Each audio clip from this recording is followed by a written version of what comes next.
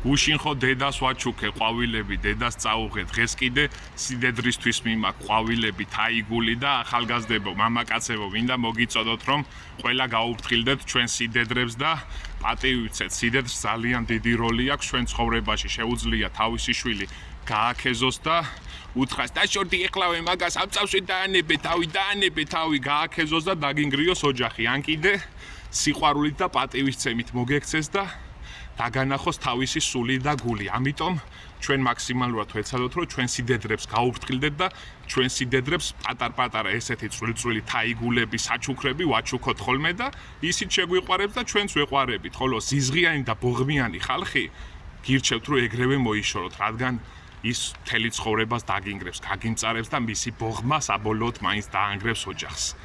აჩუქეთ პატარ-პატარა წვრილ-წვრილი საჩუქრები სიდედრებს.